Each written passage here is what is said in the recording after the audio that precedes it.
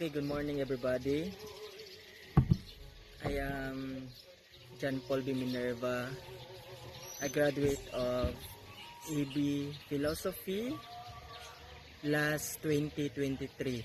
So my batch is 2023 graduates. I'm from Pre-Divinity track. So I have questions here about the interview. The first one is name a few batchmates. So I have many batchmates.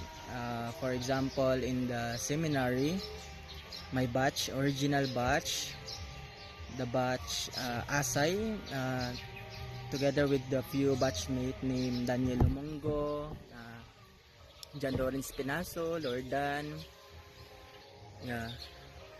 Lordan Bagtong, G. Benson Dahay, then Alvarez, Harold, Sir Harold. Then I have also batchmate from Prelo track, named Leslie, Julive, Taganahan, Trisha, the two girls, Trisha Recitis, and then some from Sacred Heart. So Sacred Heart seminarians.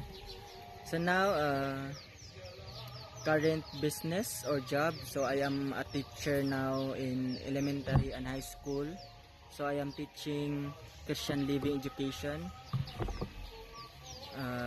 in Davao City, and also I teach philosophy in senior high school.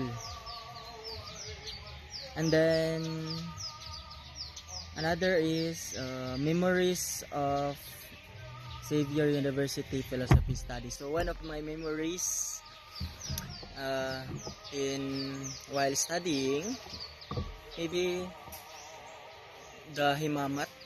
So when all the philosophy major gather for interaction when I was in first year. So that's the most memorable to me, because I encounter my senior philosophy students or our seniors.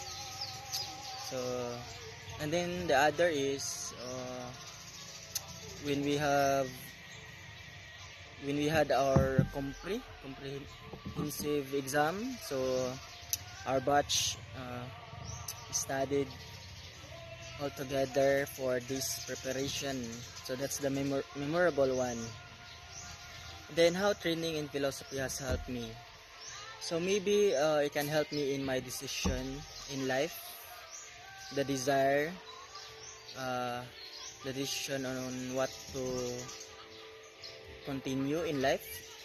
So philosophy helped me in critical thinking, and also in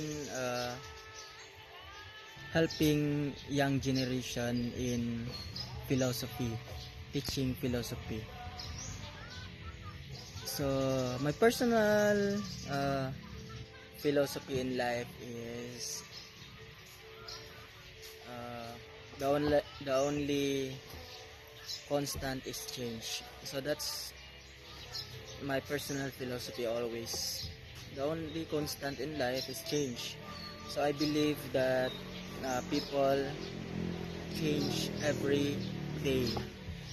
That is why we do not judge people by each physical appearance, and we need to understand them, because everybody change every day.